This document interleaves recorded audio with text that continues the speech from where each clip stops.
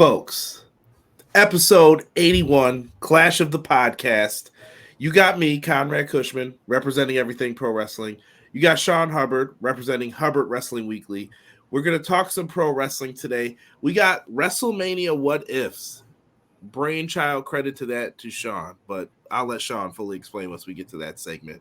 We might even start with it. We are also going to be talking about The Rock on SmackDown this week and everything involving WrestleMania right now and where we stand with it. And we're also going to be talking about big business, Mercedes Moné to AEW. I've been seeing a lot of crying online, a lot of, why should she get more money? I'll never be a fan of hers again.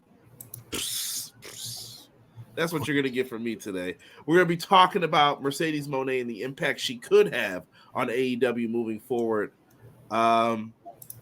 And with that, I don't know. Is there, am I missing anything else? Nah, bro, you're right on the money because there's only one thing left to say, and that's Conrad, drop that thing.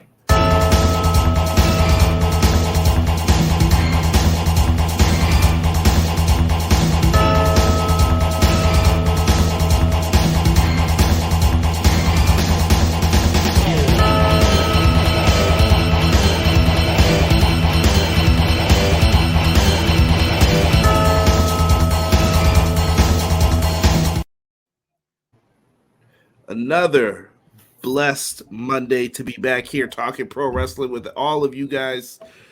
We had some messages left for us in there. If you're in the live chat, we thank you. Don't forget to hit that like button, subscribe to my channel, also Hubbard Wrestling Weekly's channel in the description below. I'll have pop-ups popping up in the chat with that as well, with that information. So make sure you guys are subscribed.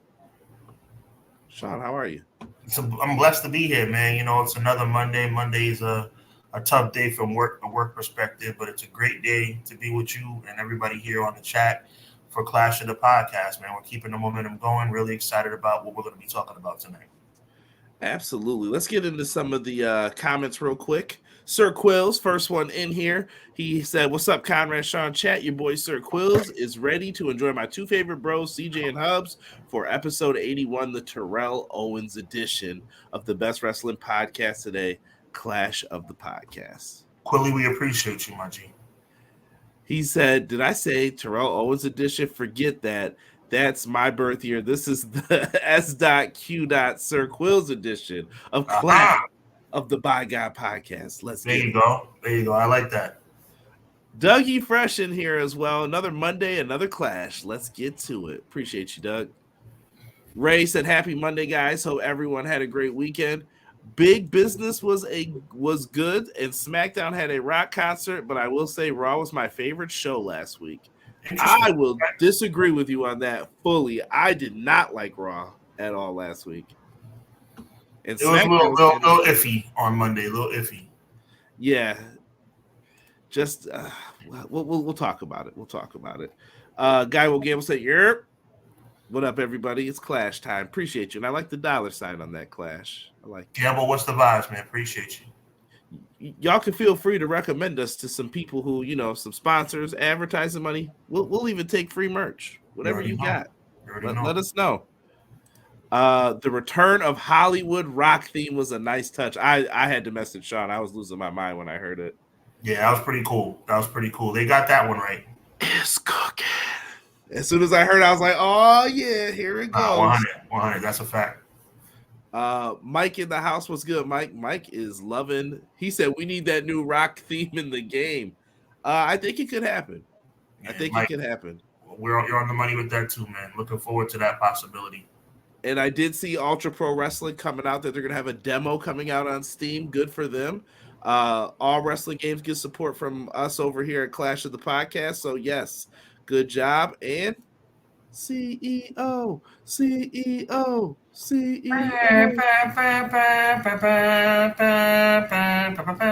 Yo, we were talking about this. I was like, bro, this is Walter's theme. It definitely is Walter's theme, bro. I don't know what they were doing with that one. They should have kept the crisscross, I think. Joel in the house, he said, "Happy Monday, everybody." Happy Monday, Joel. Appreciate you. Joel, shout out to you, my guy. XGW, appreciate you talking about what's good. Appreciate you, my guy. Just shared on X. Thank you so much.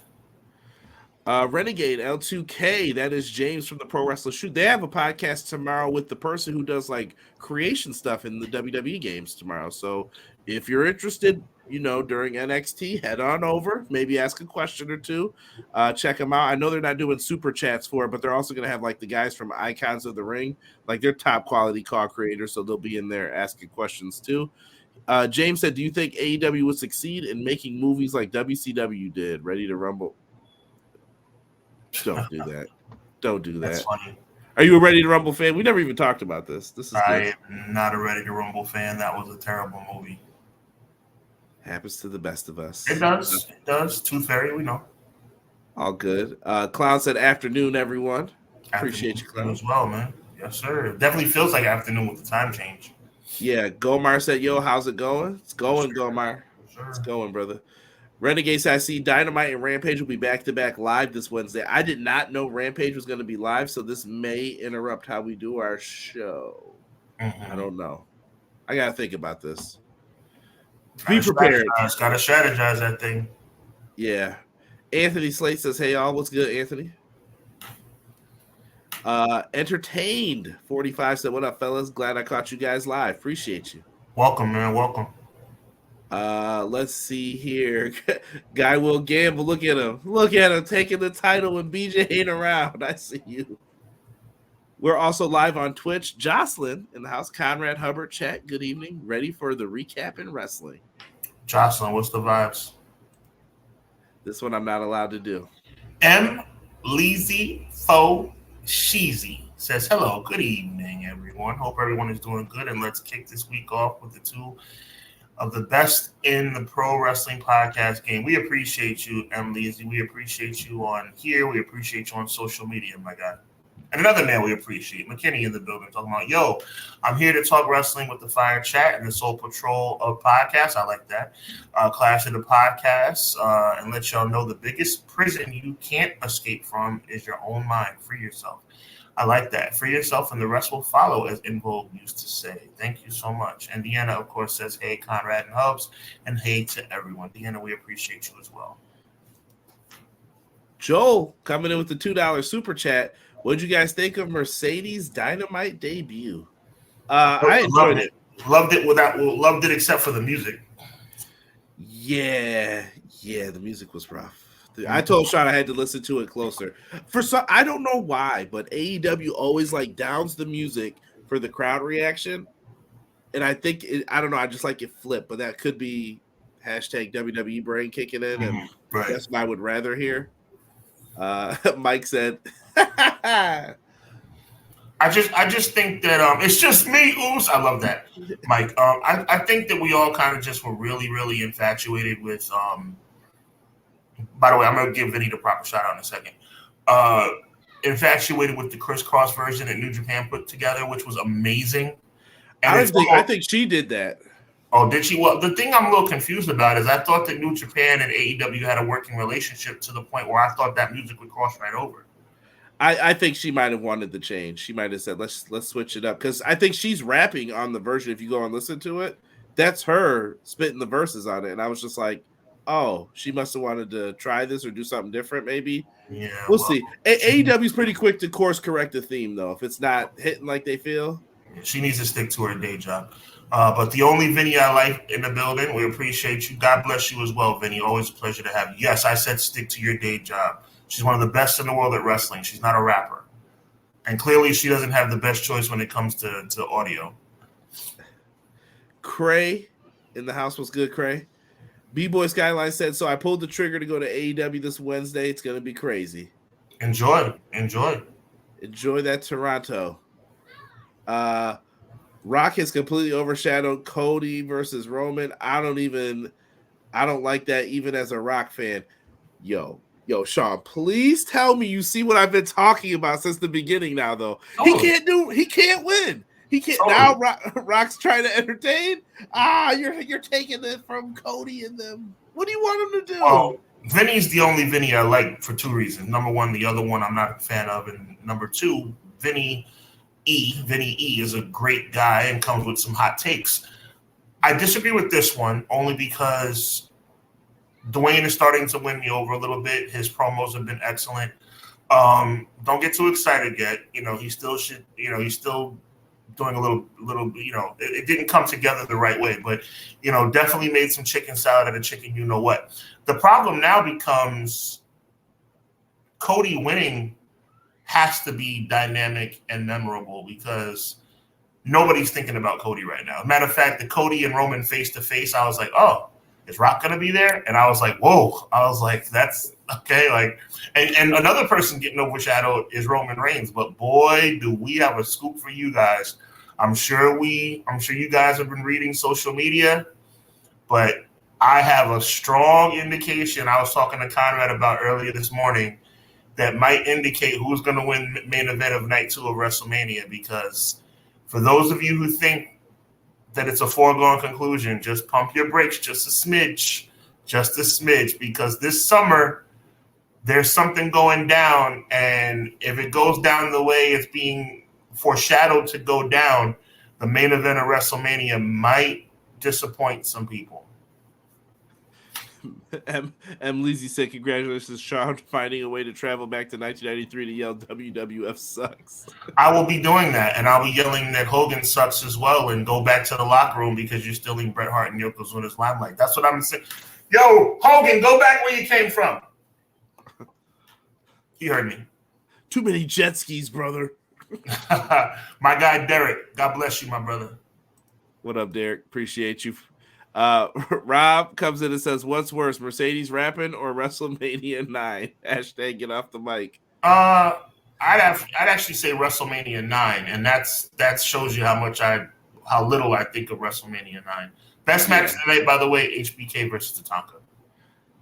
Ooh, I've never really thought about what is the best match on that show. I still say this Mania is better than 11, just because at least they had scenery for you to look at. Okay, gotcha. 11's just, oh yeah, what were we doing here? Got you. Only Ready to Rumble, we acknowledge, was on Dreamcast. There you go. Good boxing game. Where's Jimmy King's Hall of Fame induction? I will rule you. You guys are bugging out. Let's see here. Everybody's just talking in the chat. I'm just seeing if I missed anybody for a shout out. Hub pulled the reverse Uno on Hogan.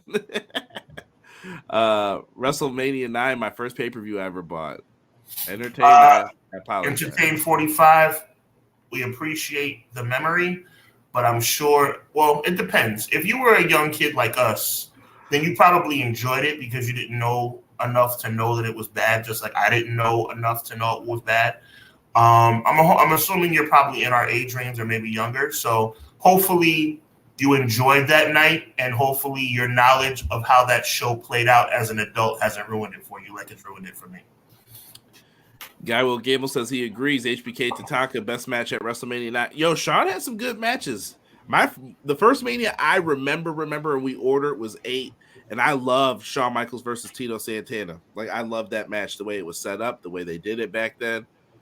We're getting yelled at. What's worse? Hogan saying he was going to be a Metallica or a Mercedes rapping. Hogan's lies, bro. There is a thread of memes for Hogan's lies.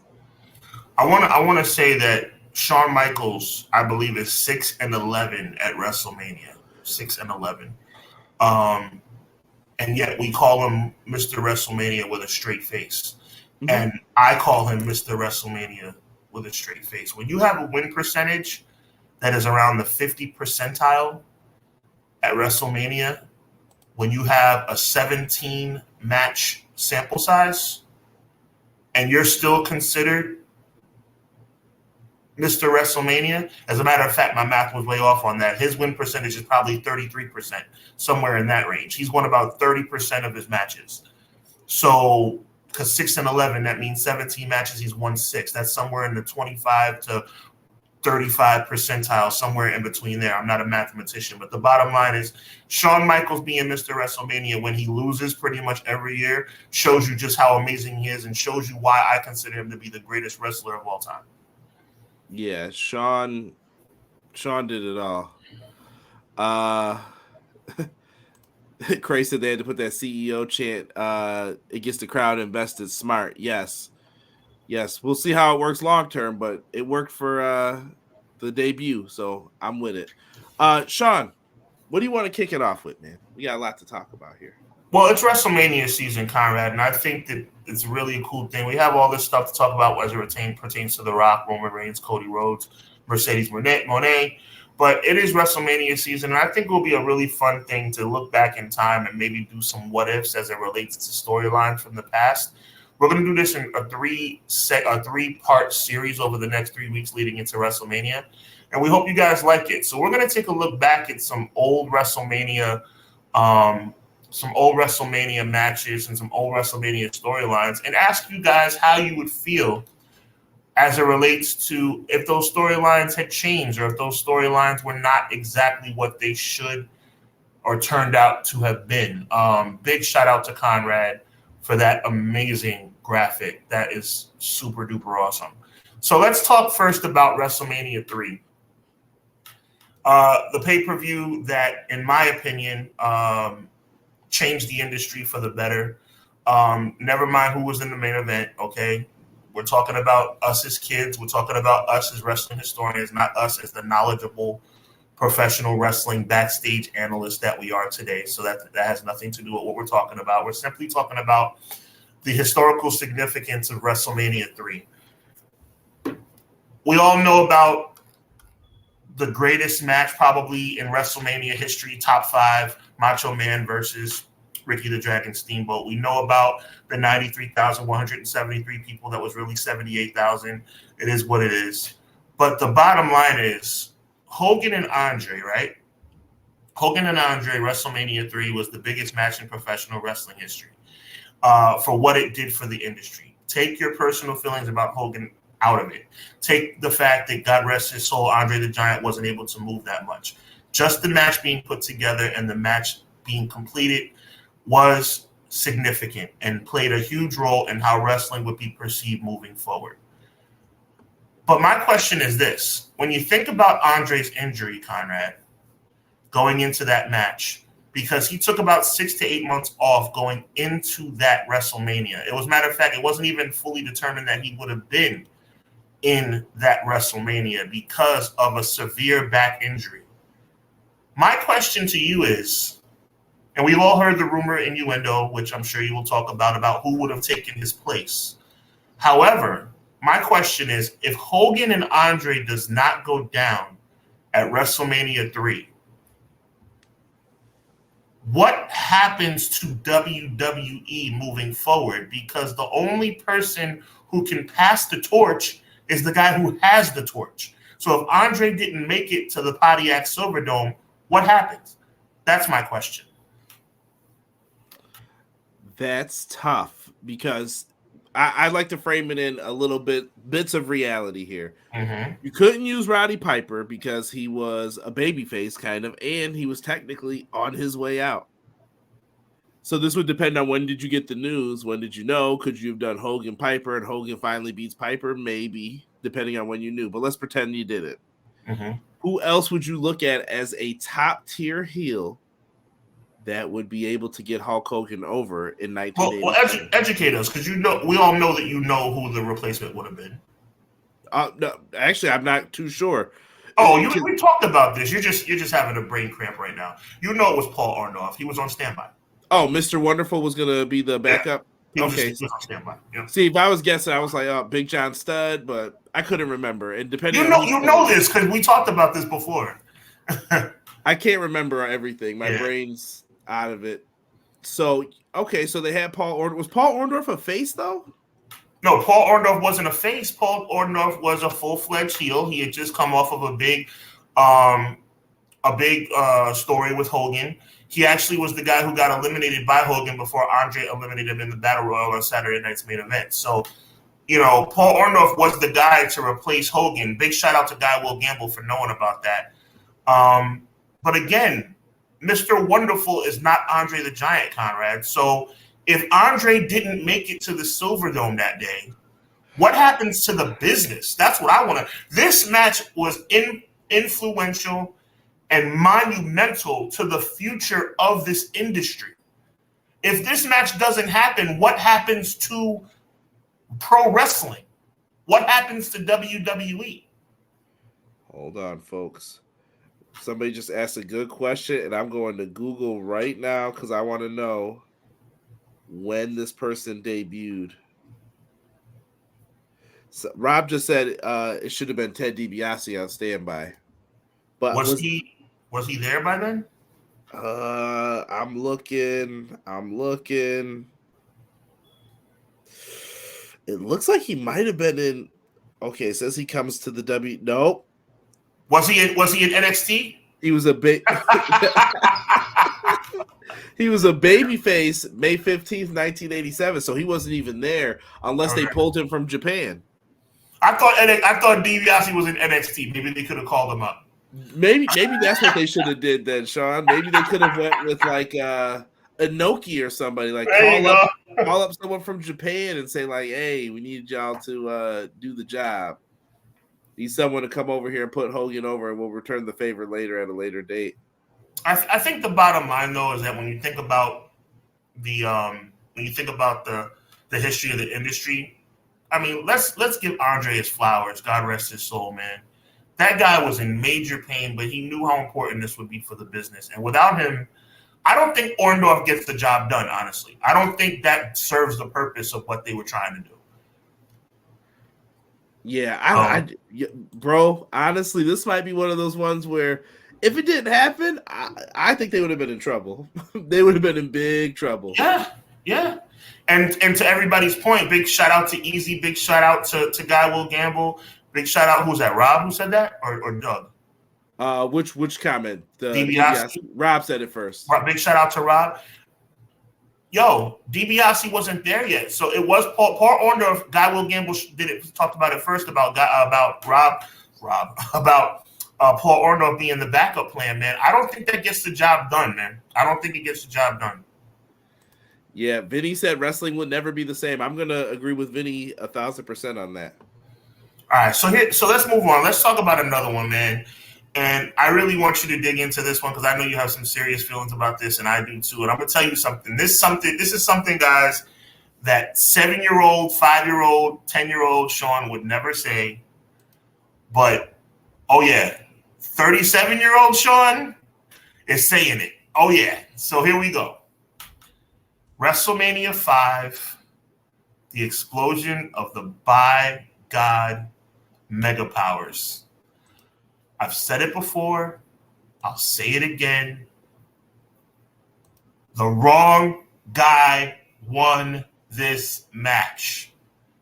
Macho Man Randy Savage should have retained the World Wrestling Federation Championship belt.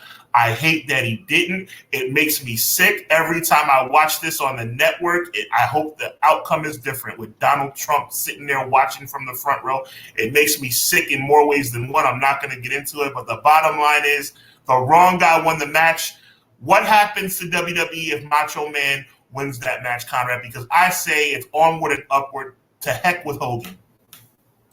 I think you could have pushed Hogan out a little bit faster than how they kind of did it with Warrior, to where it was like a passing of the torch where who's going to stop Macho Man? Who is the person who could finally take him down? And I think then you could have put the genuine spotlight he deserved. I always tell people this: when you are number two, they will make you feel like number two, even though you have the world title, because they're focused on something that's bigger than the world title right now. And that's how they treat you. And I think if they would have done this, they could have put Macho in that, like, he's the top heel. This is the guy. Can you beat him? And he could have went through, I don't know who was around then, Duggan maybe. And I think you could have built up a big match for Warrior and Savage. I thought they had a phenomenal feud, and I thought it was something that could have been main eventing shows at the top, but it never really got there because you need me, brother. So they never really got to that point, sadly. Macho Man, arguably the most underappreciated professional wrestler in the history of the business. Macho Man was pure money, bro. Pure money. He loses at WrestleMania 5. He loses at WrestleMania 7. It's like all these high-profile matches, but one thing that stands out to me is like a match that never did happen. Can we talk about WrestleMania 6 real quick, Conrad, and what the implications were going into WrestleMania 7? Oh yeah, I did a big what if on this one before too. Let's talk about it. You want me to start it? Yeah, I want you to start it. Bro, listen. I did one time saying, what if this match didn't go down the way that we saw it go down? Think about this. Imagine if they decided, let's turn Hulk Hogan heel, and it didn't work. Would you have ever gotten the NWO? This could have turned things so bad that you were like, yo, what just happened with this? Imagine if they were like, you know what? Let's just leg drop Warrior and we'll see what happens from there. Would Warrior be the underappreciated star that never was? That they should have gave him the belt. You never know what could have happened with him. So many things could have just went differently with that. With Hogan, Warrior. I'm not gonna lie, as a kid, I was definitely cheering for Warrior at that time. I was never a big Hulk guy. I will always tell people that. So yeah, I was one of those misled Hulkamaniacs when I was a kid. It's all right. I mean, look, when you think about how it played out, man, I mean, I guess it was what it was. And there was also a rumor that it was supposed to be Warrior Hogan 2 at WrestleMania 7, which never took place.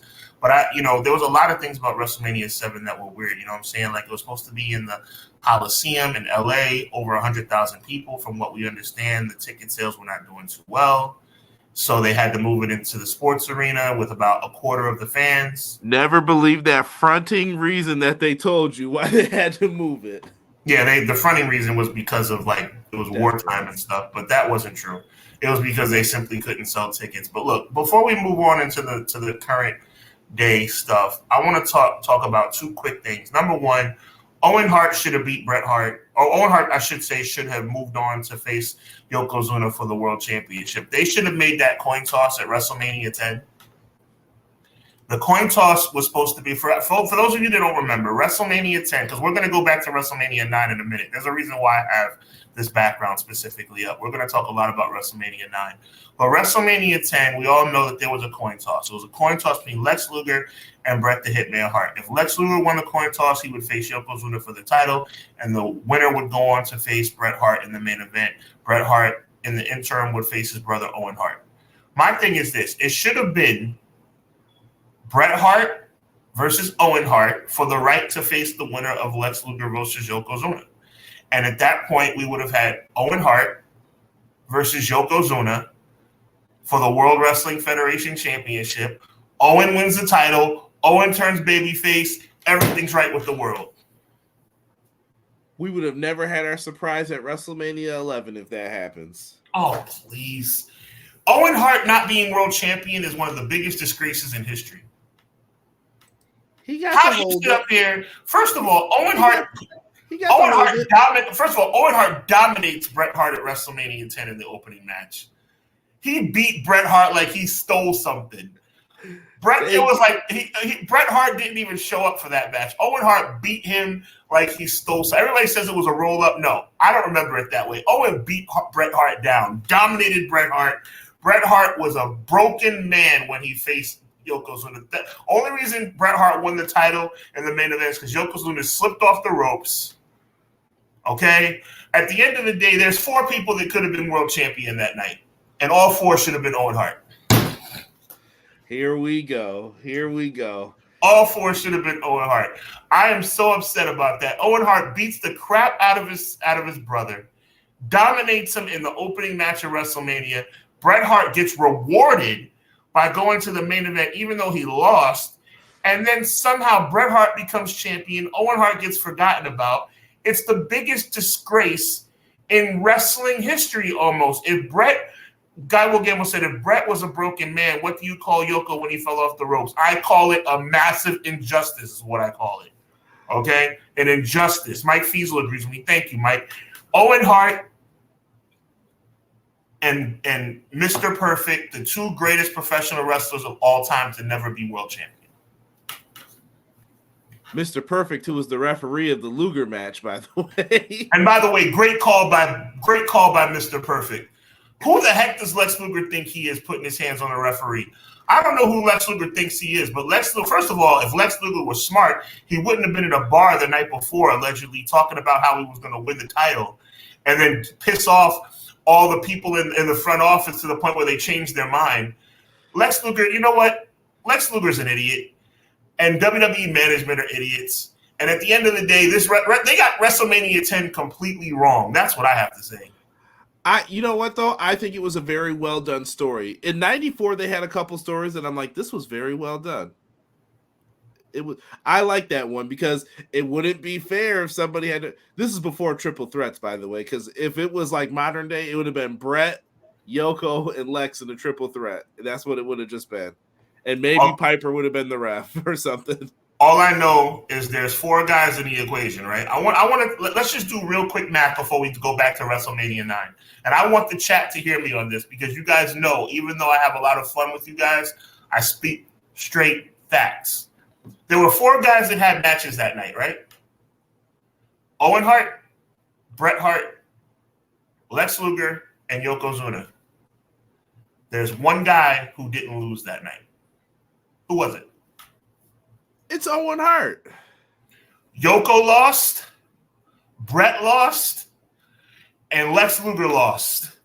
Owen Hart was undefeated at WrestleMania 10, and somehow he walks out with nothing, and Bret Hart gets hand-delivered the championship.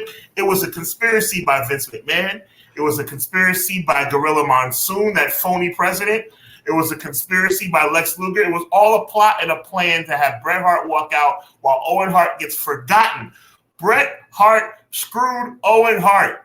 Okay, I mean, that's the reason why Montreal happened. It was payback. It was payback. The way you treat your brother, that is always going to come back to you, Bret. You stopped this facetious. Shawn Michaels did what he did in Montreal for Owen. You keep telling yourself that. So listen.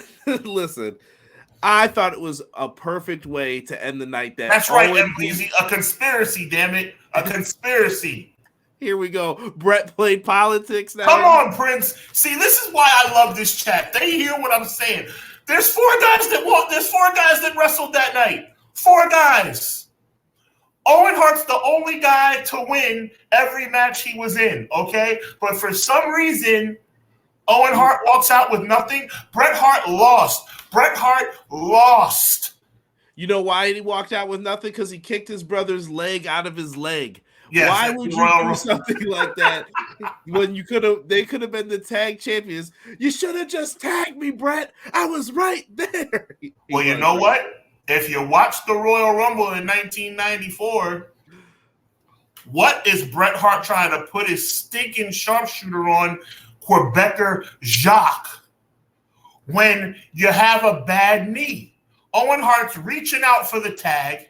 That selfish Bret Hart, that selfish egomaniac Bret Hart sits up here and ignores Owen Hart. You know why he ignored Owen Hart? Because he's ignored Owen Hart his whole life. When they were in the basement, when they were in the dungeon, Owen Hart always came second fiddle to Bret. You know what? Owen Hart taught Bret Hart the sharpshooter, and this is how he gets repaid. All right. I have to stop this right now. All of this mess. This is ridiculous. Owen Hart basically teaches Bret Hart how to wrestle. And then you sit up here and you steal all of Bret Hart's. Owen is not a nugget, Guy Will Gamble. I agree. The greatest Hart to ever put on a pair of tights. Not Bruce, not Keith, not Bret, not Stu, none of them. Man, listen, hear me out. Bret put Owen in that spot. It wasn't even supposed to be Owen, technically. I think Bret made the right call though with that, like making that decision behind the scenes. I want to educate the people a little bit here, Sean. But one thing I will agree with Sean on is this: Owen Hart should have been the world champion at one point in time. I don't know why Bob Backlund needed another reign. I know we're jumping into 95 a little bit, but why did we give the title to Bob Backlund when we could have just gave it to Owen? You're not jumping into 95. You're hitting the nail right on the head, bro. Or excuse me, that's 94. End of 94 going into 95. You're right on the money. Why was Bob Backlund in a match with Bret Hart at WrestleMania? I hated that. Like, one of the few misses I thought from like Bret, but it wasn't Bret's fault even. Like, I don't know. Can I ask you a question? What kind of human being do you think Shawn Michaels is? BJ said this would have never happened to Shawn. Thank you, BJ. Bret and his politics. What none of us know him personally, but what kind of human being do you think Michael Hickenbottom is? A hardworking icon, showstopper, the main events. and a very dedicated spiritual person. Do you think a man like that would screw anybody at Survivor Series? I don't. Let's go back to WrestleMania 9. I think Bret Hart. Let me tell you something, chat. Bret screwed Bret. And I am sick and tired of Bret Hart crying his eyes out every interview, every time he gets a chance. And you know who Bret Hart screwed the most? Bret Hart screwed his brother Owen. Owen should have left WrestleMania in Madison Square Garden with pyro going off. And the King of Hearts, before he was even the King of Hearts, would have been the World Wrestling Federation by God champion. I just want y'all to know that he would have still been in high energy if it wasn't for Bret. I just want y'all to know this. Oh yeah, that's what I'm gonna do. I'm gonna go to the boss and say, hey, give my brother a chance. Okay, what do you want me to do with him, pal? Okay, this is what we're gonna do. We're gonna make Owen think that he's gonna win at WrestleMania. He's gonna beat me in WrestleMania, but then I'm gonna win the title anyway at the end, just to make my brother feel about this small, just like I did when he was a kid in the basement up in Canada.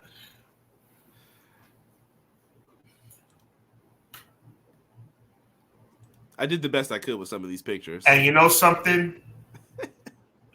He got exactly what he deserved the year before. Because Bret Hart, with an illegal leg hold on, he's pulling the tights, number one, okay?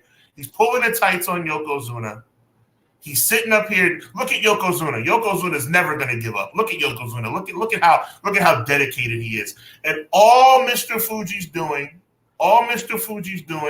is waving at Bret Hart. Somebody from the stands throws something in Bret Hart's eyes, okay? I'm not saying it was the best situation, but somebody from the stands, whoever's in the front row, threw something in Bret Hart's eyes, okay? But then, of course, Bret Hart, for some reason, and this is real talk now, Bret Hart, for some reason, is knocked out because of the salt in the eyes, right? Bret Hart, Yokozuna didn't drop a leg. Yokozuna didn't do the bonsai drop. He gets salt in the eyes. All of a sudden, his whole body stops working and can't kick out, and Yokozuna becomes the World Wrestling Federation champion. But the problem is, when Yokozuna was supposed to, now I'm being serious again, by the way, when Yokozuna is supposed to have fireworks going off in the sky with Bobby Heenan going crazy and the Macho Man upset and Jim Ross confused because he didn't even have any idea who was on the roster.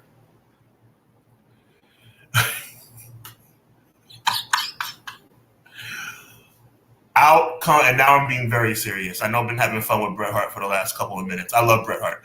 But here's some seriousness for you. Out of nowhere comes you know who. Conrad, what the heck was Hulk Hogan doing at ringside at WrestleMania 9? I don't know. I don't know what he pulled. I mean, someone mentioned Shawn Michaels' political treachery before. We got to talk about Hogan's. Hogan is the all-time politician, bro. And let's be clear. I was just having fun being a heel, messing with Bret Hart just now. But I'm being dead serious about this Hogan thing. This is ridiculous. I actually feel like people from our generation love both Bret and Shawn. It's just of course, of the two. Of course. But on a serious note, let's talk about WrestleMania 9, one of the biggest disgraces in history. Dude, it made Bret look weak, and then Bret never got what he was supposed to get back. And I could tell that he was promised that because he looked great in the King of the Ring. He looked like $1 million. That's the best King of the Ring tournament ever, in my opinion. It's still how Bret Hart told that story of razor stomp my fingers. Now my fingers are taped up. Mr. Perfect took me to the limit. I'm super tired. He came out, no jacket, hair, he's sweating. He goes against Bam Bam. But no. We had to have, brother, I'm going to drop the leg, and I'm going to hear, no, Mr. Hogan, please.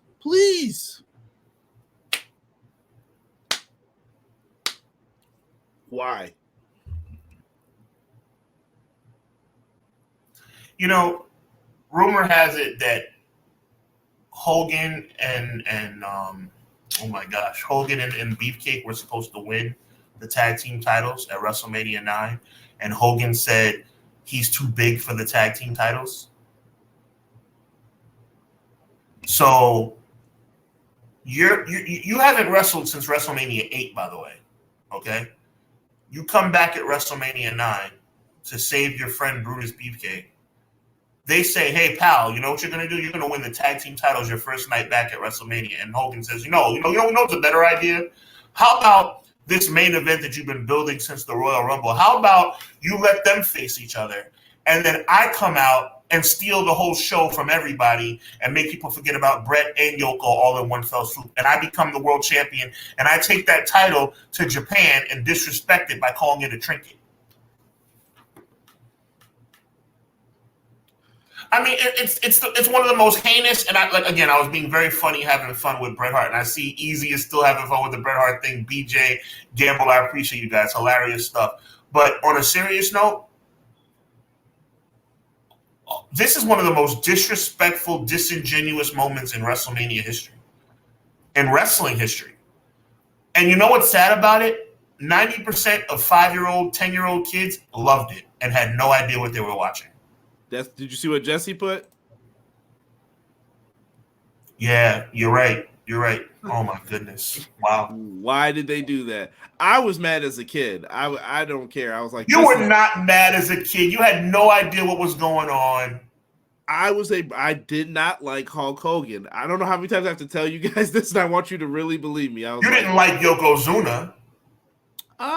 He was okay. I cheered for some of the heels. Like I love DiBiase and Shawn Michaels and them as a kid. Okay. So I was just like, dude, really, we're really gonna do this to Brett right now. Like this is the wave. Like this is what we do. And I was just so disappointed. I was like, here comes Hogan, leg drop, and I was like, why? Is this real? I was like, is that a match? Is that a real match or no? It was just different back then. And I'm gonna be fair to Hogan here. I'm gonna give him the benefit of the doubt in this one. I don't think he thought that what he said would become as big of a deal when he was in Japan. Because you got to remember, back then, cameras can hear whatever. Nobody, okay, who cares? I can say whatever I want over here. Vince isn't even going to know about this. Unfortunately, somebody recorded it, and then it changed things. But it wasn't like that back then. I love people talk about Brett's fantastic stories. Yes. Brett retired all the pinks. That was my favorite Bret Hart attire too, truthfully. It was awesome. So super awesome. But yeah, we wanted to just take you guys back in time a little bit, man. Have some fun. You know what I'm saying? Like, obviously, WrestleMania has a rich history. We're going to come back next week. We're going to talk about the Iron Man match with Brett and HBK next week. We're going to talk about what would have happened if HBK didn't get hurt in 1998. Would the Austin era have begun if HBK didn't get hurt? Do you believe HBK was hurt? I've heard rumors to the contraire. Oh, 4 years being gone, 4 years faking an injury is kind of like, I don't know. He looked like he was in way too much pain in that match. Yeah. I remember him walking across the rope like this, like holding the ropes. All that and more next week, man. We're fired up about it. We're going to keep this momentum train going. But right now, that momentum train is pulling right into the SmackDown Hotel. Look at that crowd. Look at that crowd, bro. I had to get this shot. It was perfect. I don't know whose shot this was on Twitter, but dude, that looks great. It does. It does. Look, he's still Dwayne Johnson to me, but he's making me a believer again, which is making me very upset because I feel like I'm getting sucked in. He's been on TV more than Roman. That's true. That's true. Roman, my boy, how'd you let this happen? How did you let this happen? How did the narrative go? Rock shows up more than this dude. You know what? Roman's a part-timer, man. Let's call it what it is. Roman's a straight up part-timer right now, bro. But you know what? Are we gonna talk about the elephant in the room that I sent you this morning? Go ahead. Kick it off. All right. So here's the thing, guys. We're going to save official WrestleMania predictions for our April 1st show here on Clash and our April 4th show over on Hubbard Wrestling Weekly channel. But we saw a clip earlier today that really was interesting. And it all centers around the fact that SummerSlam is now officially going to be in Cleveland. Right? All right, what's the big deal? It's going to be in Cleveland. Okay, cool.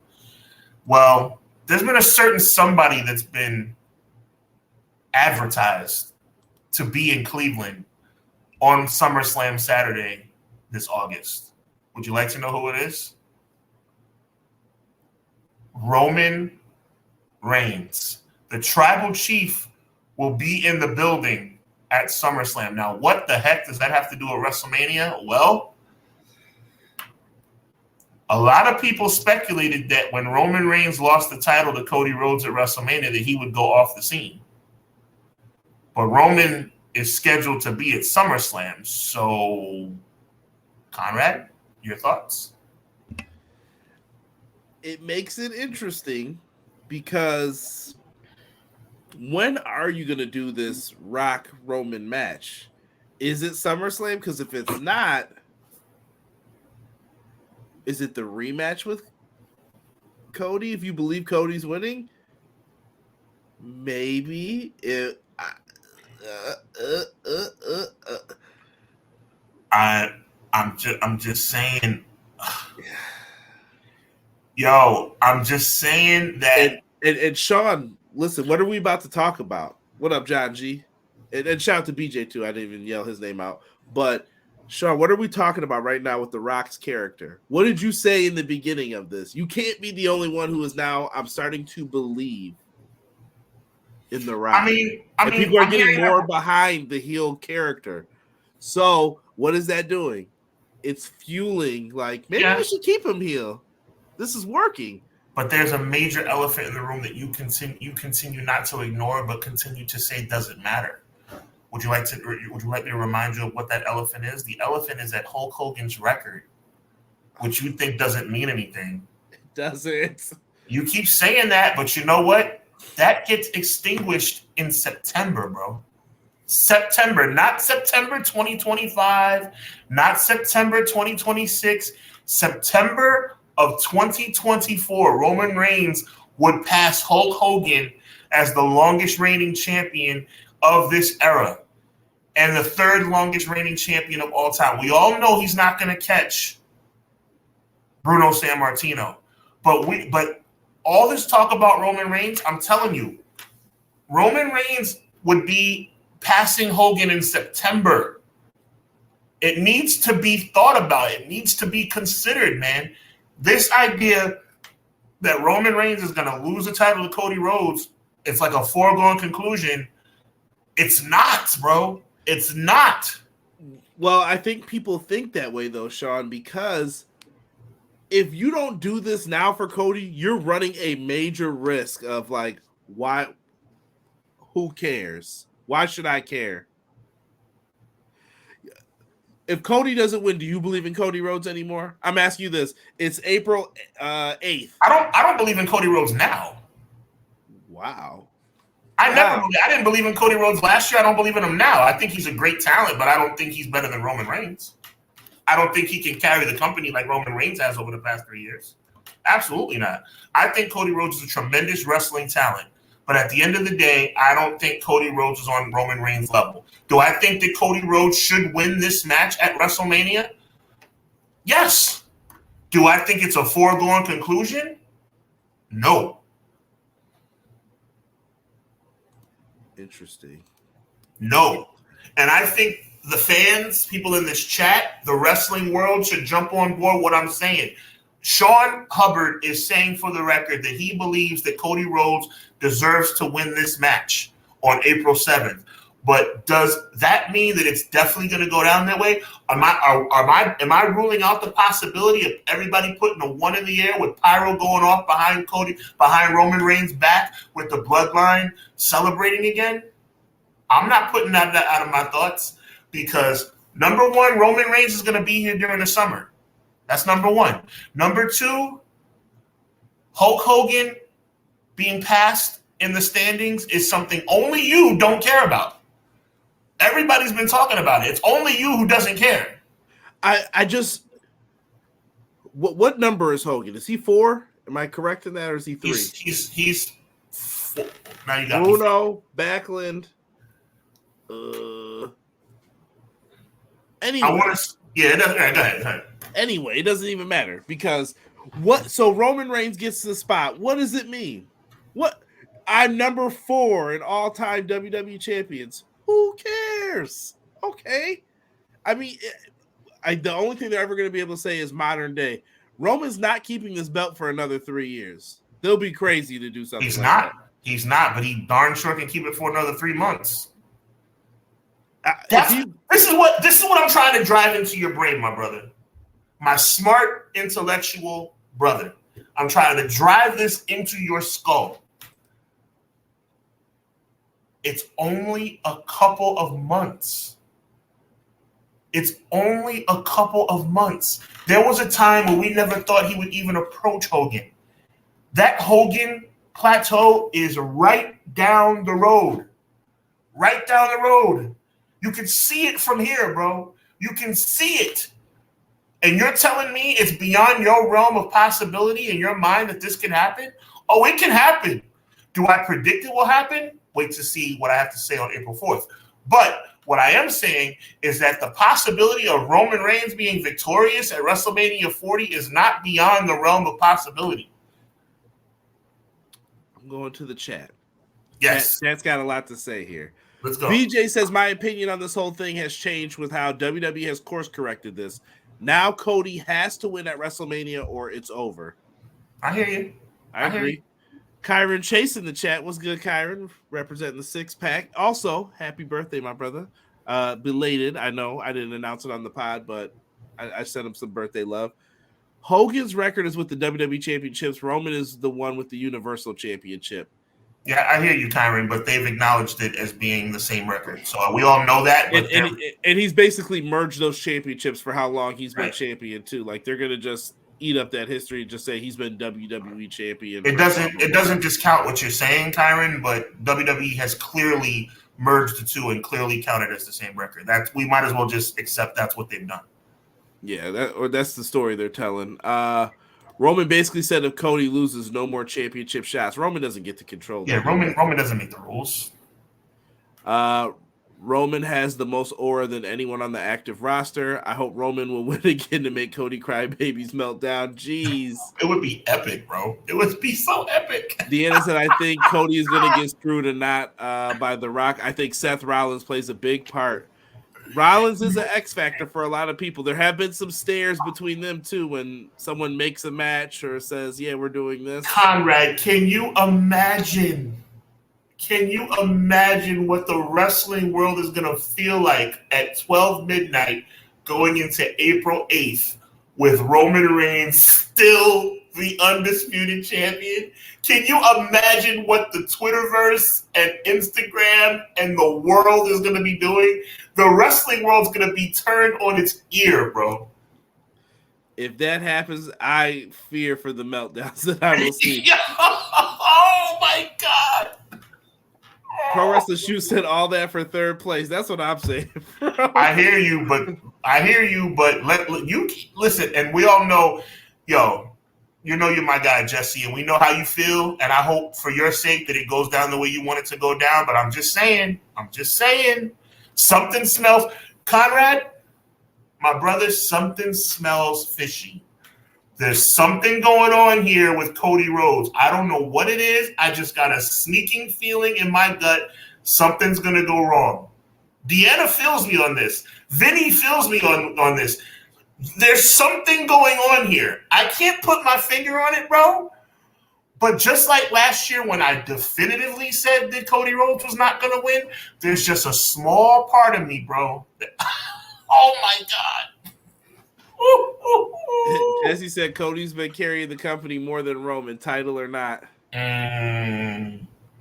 I think that's your fandom kicking in. You sound like me with Jay Uso on that one. Well, I can see his point, though. Cody does do the house shows. Cody is out there. This is going to sound bad, but he's kissing the babies. They're throwing the babies in. Cody, come to my wedding.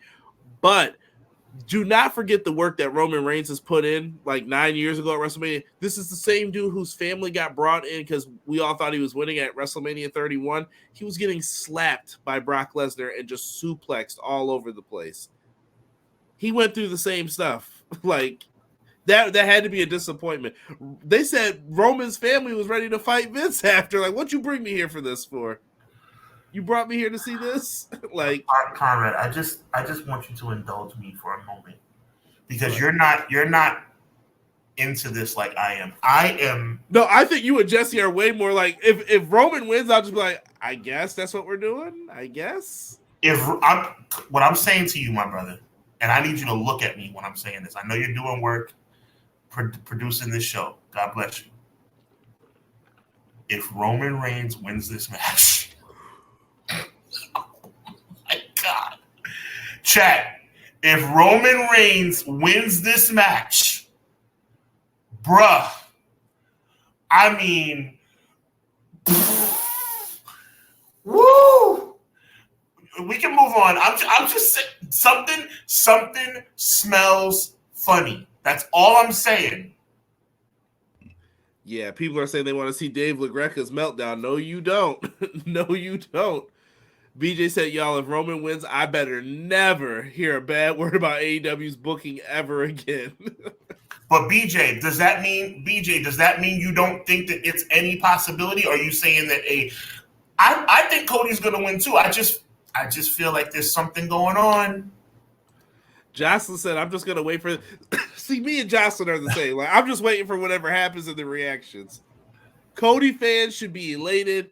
Keep the title on this man at all costs, and please keep cheering him because I don't want to hear any boos after this. And let's book who we should lose to right away. Jocelyn said, "Gonna wait." Yep, that's how I am. Derek came in with I almost called him his old name, Nick Nemeth. He said it's not Cody's story, and he basically like ruined this whole thing. Like he just was like, "Whose story? It's not Cody's story. It's his dad's story." And I was just like, geez, what a hater. What a hater. And he basically promoted Derek's theory on it. Like, yeah, it's not really Cody's story here. Cody as champion will not be the same as Roman. Careful what you wish for. BJ said if Roman wins this, he had to redo it again. You better be prepared to see Cody as world champ. AEW world champ. Ooh, he thinks Cody goes back then. I just can't see. I can't see Triple H messing this up. Let me not say I can't see it. I hope they don't. Yeah, rethink what you just. Yeah, okay. I'm glad you fixed that up. You can't see Triple H. Yeah, Triple H has messed up a lot over the years.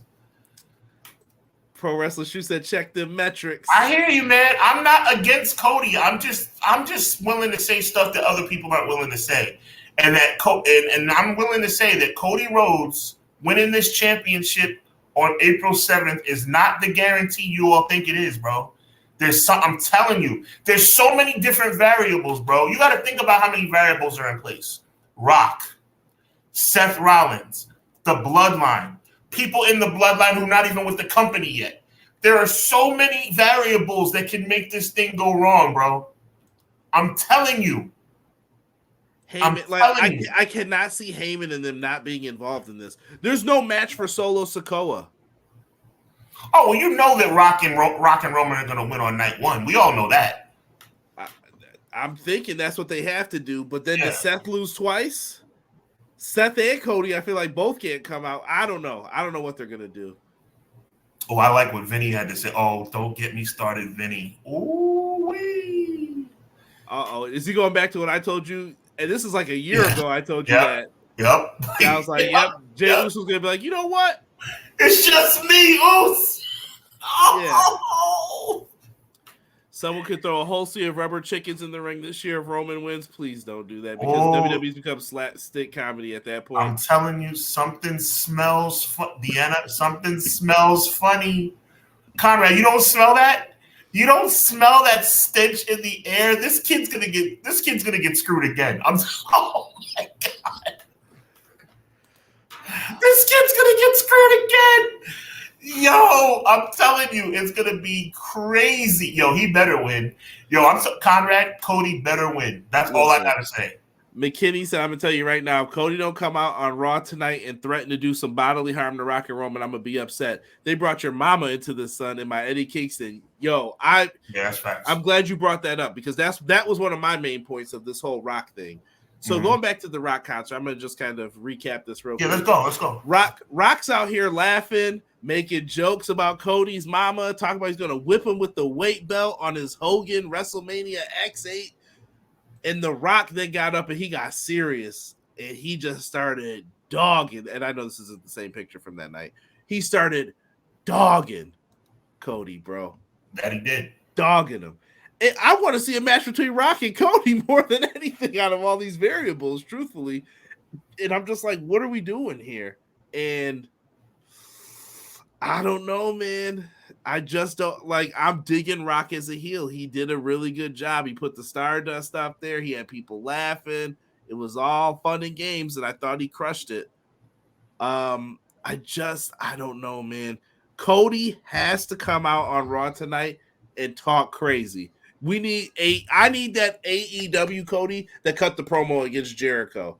Do you remember? That's my favorite, like, top 10 AEW promos, where he said, Chris Jericho, your book that I can get on Amazon for $3 right now.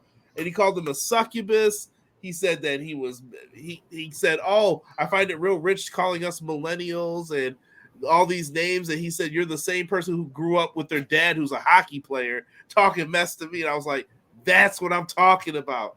That's how Cody has to come out tonight. He cannot come out like my mom. And when he did the cry, Rock got him with the crying stuff. Like, here's the thing. I'm Cody Rhodes.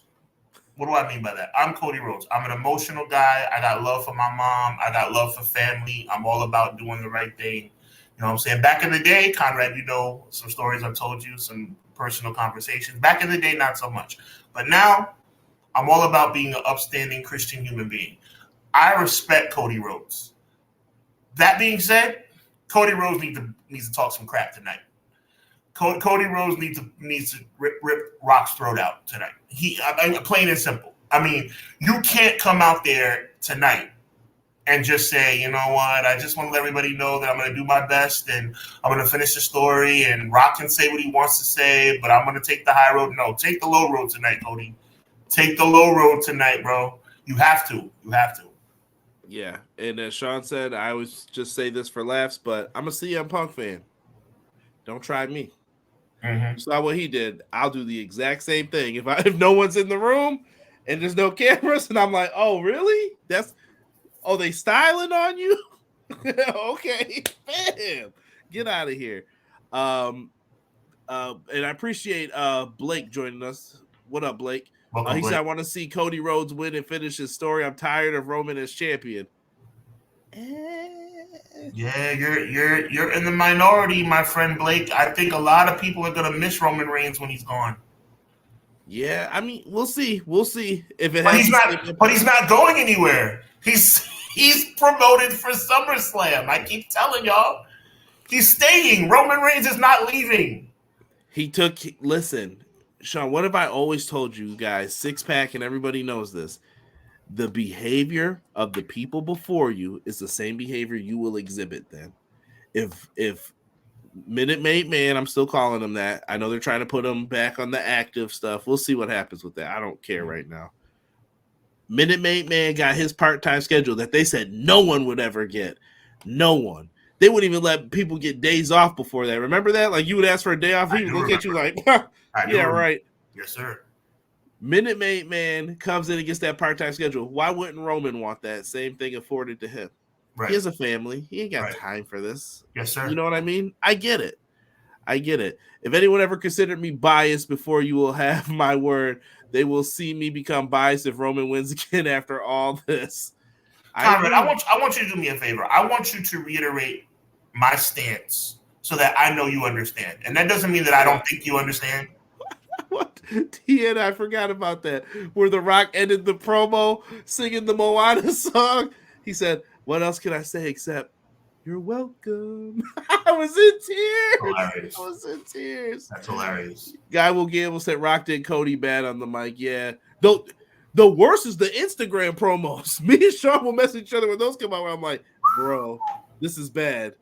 This is bad. It is bad. And I guess we should kind of talk about the talent aspect of it too, how they feel. But Sean has been basically just trying to tell people this. I told you who Sean is, right? If we're in the writing room, Conrad's the dude who's going to pitch like, yeah, this makes sense. Here's how we could do it. And maybe I'll throw one swerve in. Yep. Sean's the dude that after I say that, he's like, you know, that's a great idea. But what if What if instead he goes completely different? If I pitched A to B, Shaw's pitching like T to Z, and I'm like, what are you doing right now, bro? Yes, sir. But he has his reasons behind it. He has his theories. What he's just trying to say is Cody winning is not a foregone conclusion. There are still a lot of other factors at play. What did you promise The Rock in his contract? What did you promise Cody in his contract? What role does Jey Uso play in this after the match with Jimmy? Where's Solo? Paul Heyman's going in. Is Paul Heyman going to get embarrassed on his night in Philadelphia? What are we going to do for the future? What happens the next night on Raw? What's the setup for the future? We were worried about, well, Roman won't be around for a while, so you could give Cody the belt, but now they're already saying Roman's going to be back. So is this the rematch? What match is Roman having for SummerSlam now should be in your mind? And this is the reason why, right here, I'm not gassing you up, bro. I've said it behind your back, and I'm saying it to your face. This is the reason why you are one of the best in the world at this, bro. You're smart, and you get it. That's exactly what I've been saying. Cody winning is not a foregone conclusion. What we need to do is just wait and see what happens. I'm just trying to help you, Cody fans. I'm trying to help you guys. I'm trying to get you guys to an emotional place where you guys don't feel like jumping out a window on April 7th. Because I'm telling you something right now. I smell something in the air. I smell something in the air.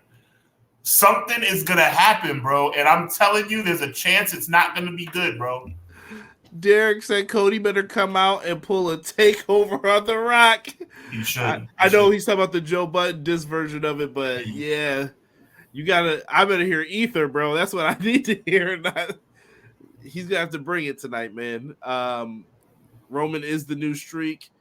I mean, it could be Roman versus Rock at SummerSlam. It could be the matchup, but isn't Rock busy from May until whenever? I think I read that. Like Rock's busy from May until SummerSlam. He's finished around the 1st of August.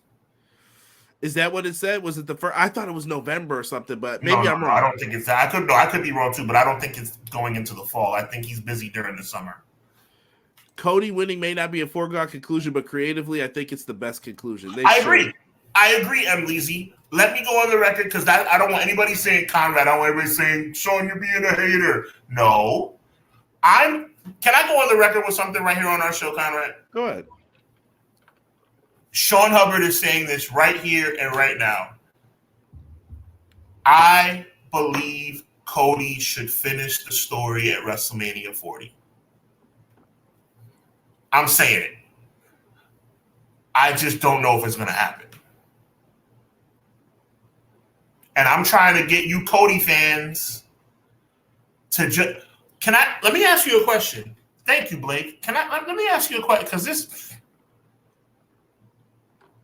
does CM Punk's torn tricep, would that hinder him from interfering in the main event of WrestleMania? No, he's a tough dude. Yeah. He wrestled the rest of that match with the torn tricep. Has anybody noticed, chat? Yes or no? A lot of people don't like Cody. I mean, Seth doesn't like Cody. Rock doesn't like Cody. Roman doesn't like Cody. The Bloodline doesn't like Cody. CM Punk doesn't like Cody. A lot of people don't like Cody. Just saying. A lot of people don't like Cody. Maybe somebody from AEW doesn't like Cody, who's no longer under contract, and maybe they'll make a debut. Cody, from a storyline perspective, a lot of people don't like Cody. And you're right, Guy Will Gamble. Jey Uso likes Cody, but Jey Uso and Cody are not family. That could always come in. This is going to be great. Oh, my God. Conrad, look at my face. This is going to be fantastic.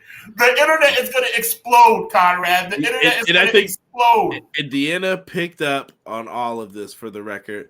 But with what you said, No. I have to stand on business real quick for a second. Thank you. Deanna feels me. Deanna, Tony you know who's Khan. feeling me tonight? Tony Deanna's been feeling me. Go ahead, bro. Tony Khan will get dogged on whatever podcast is next for the entire show if MJF leaves and he didn't sign him. I don't believe that at all. I don't know why DDP put up that post and got people talking. But Tony Khan will get dogged. I will still stand on that. We have Jungle Boy to thank for this. Can I ask you a question? You always keep it real with me, Conrad. You always tell me the truth. Is what I'm saying ludicrous? It's not crazy. It could happen. From a storyline perspective, don't a lot of people dislike Cody Rhodes? Go watch the Night 2 WrestleMania review me and Derek did last year. Sean was on Night 1 with us. Night 2, I wore a Cody shirt because I anticipated him winning. I went upstairs with like a laughter of shock on my face. I was like, I'm just going to wear this shirt and do the review. What just happened? You know who wasn't shocked that night? You, because you predicted that Roman was going to win. The only problem I'm having right now, bro, is that I don't feel confident enough in my conspiracy theory to say that I think Roman's going to win again. I wish I could say Roman's going to win again. It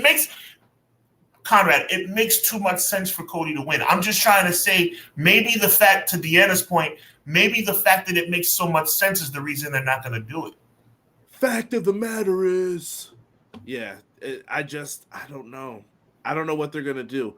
And right now, I feel like Roman has felt like a background player to Rock. Cody has kind of been like, a little bit here. I hope people are still, I think people still feel Cody, but at the same time, I think people feel bad for Cody because Rock's just getting at him on the mic. And I just hope that he has a rebuttal tonight. He needs one ASAP. In the next week or two, he's got to hit on the mic and just be like, yeah, I got you. Let's look at this. Can we look at this WrestleMania card real quick? No, of course. I got chills. Like, I can't believe I'm in this point. I'm at this stage emotionally about WrestleMania. 2 months ago, bro, do you know how, of course you do, how negative I was about WrestleMania? They have fixed this in a major way. They made chicken salad out of chicken crap. Go ahead. We've talked about going to this WrestleMania. Do you know how many times I felt like maybe I could just go and get a Philly cheesesteak and meet Sean and that'll be cool enough? But that's expensive. It's an expensive trip to do that. But then you also fall into CM Punk's back. Yo, I should have really went to this. Then you fall into, CM Punk's hurt. Thank God I didn't get tickets. But now The Rock's back and you're just like. And CM Punk is back too. He's not back, but he's back. Well, I think he's going to be there that night. The question yes, he will. What? Yes, he will. I can see him doing commentary for night 1 or night 2 even. One of the nights, let him be on commentary. I can see him doing commentary for night 2. Could be. Don't let him be the host. You're expecting that went right over your head, bro. Oh, I know, but you're expecting a lot of shenanigans, it sounds like, for night 2. Okay. Don't have my boy laid out, man. He's injured. Don't be messing him up. Let's look at the card real quick. Can we do temperature check? Conrad, we can do whatever you want. I'm just so excited about this. This is gonna be so awesome. Go ahead, bro. Go ahead. Let's temperature check what we've got on the card thus far, real quick. How are we feeling about Bayley and Io? Couple words. I love Bayley and Io. It just hasn't been promoted properly. I think it's been set up very well. I think it hasn't been given the proper. I think they've done it pretty good. Like, it's just a basic build-up, but I think that they haven't showcased it properly. If that makes more sense. Like, this is a title match. Act like this is a bigger deal than it is. They should be closing out more shows and doing more stuff with this. But they got a lot of matches to promote. Right. Rhea and Becky. They haven't really gotten into this too deeply yet. It kind of sells itself, though, so I'm cool with it. Right. The ladder match with all these teams in it. We didn't talk about this. It was announced last week. 6-pack ladder match. It's a lot of people, bro. I'm keeping it real brief. I'll never complain about a ladder match. I just think the wrong title's on the line. I agree. I think it should be one of the big card ones. You got Seth and Drew. This has been played up pretty well. I don't have an issue with this matchup. I have no issue with the fact that Drew's in the match because CM Punk is not. Touche. Now, here's the one that got people mad. Last week, we found out Sami Zayn, he won a gauntlet, and he is going to be facing Gunther for the Intercontinental Championship. A lot of people were mad Chad Gable's not in it. Sami Zayn deserves to be on WrestleMania. Chad Gable deserves to be on WrestleMania. They do not deserve to be in single matches with Gunther for the Intercontinental Championship, hence why I said it should have been a ladder match. At least to put some doubt in people's heads, and then if you did want Gunther to retain, you still could have had that happen. And by the way, Gunther losing the title to Sami Zayn at WrestleMania after a 600-day reign would be absolutely ridiculous. Yeah. Not going to happen. You know why? Because no one cares about Sami winning a title he's already won. Sami's storyline is for the World Championship at this point. Chad Gable's story is for the Intercontinental title. That's why I'm like, they're holding off. Any chance my dreams come true and Jay wins night one and then there's a surprise for night two for the Intercontinental belt? No, any chance at all? I don't see it happening. I think they're going to do something special for him and Jimmy, though. Okay. Hype for that match. Are you into it? I mean, you're the one that it's like, how do you feel? It's hard for me because, of course, I'm happy for Jimmy and Jay. I'm a big Jay Uso fan, obviously. I think Jay should be in the title picture. But, I mean, look, Jay Uso's going to be on WrestleMania. He's going to have the crowd rocking. I'm cool with it. It's just not the match I would have put him in. Right. So Blake brought up Rikishi appearing. I can see Rikishi getting involved in some way with the match. I don't think too physical, but maybe a little bit. I mean, if he can still get his leg up, and I'm not being funny, get his leg up for a super kick, anything is possible. Yeah. McKinney said Punk taunts Drew and makes him lose. Then Drew beats the crap out of Seth and Priest cashes in. Could happen. Priest, I'm glad McKinney brought that up. Priest cashing in has become almost an afterthought. It's like at this point, it's almost like, who cares? I hope they fix it because it's been terrible. Yeah, and I'm with Quills too about this 6-pack challenge. Street Profits have to be in it. There's no way that you can get away. But they're doing like miniature tournaments, bro. There were like 4 teams for one team to get in, and I was like, what is this? Yeah. By the way, I want to take it a step further. Street Profits, Sir Quills, big shout out to Sir Quills. Not only should Street Profits be in it, Street Profits should win it. Yeah, they could remove the titles from them. Like I said, I don't know what they're doing with Priest in the end with all of this. But the matchups have been made. We got LA Knight, AJ Styles. I don't know how you're feeling on that. That's kind of ho-hum. I think they've dropped the ball on LA Knight. Cooled him off with putting him with someone else who didn't need to be cooled off with AJ Styles. But we'll see. Absolutely. Maybe they can deliver some magic. Logan Paul, it looks like they might be doing a triple threat with Orton and Owens or something of that nature. A little more chicken salad made from chicken crap. I think they made the right decision having both guys. And let's go to the main event real quick. Night 1, tag match. We know what Night 2's main event is. Which match have you been looking more forward to? Are you looking more forward to the tag match on Night 1 or seeing the Night 2 main event? I mean, obviously, we're excited to see The Rock come out of retirement. But it has to be Night 2 because with all the speculation about what could possibly happen, it's obviously Night 2. Plus, and by the way, a little bit of a spoiler, I'll give my prediction for Night 1 main event. The Bloodline have to win that match because you can't have Night 2 without Rock, Solo, or Jimmy. So, I mean, you have to have the Bloodline win that match. Yeah. There's going to be a bunch of shenanigans that'll get added into everything else that happens after that. McKinney believes Chad Gable, is still going to be in this match. I think you don't do it right now.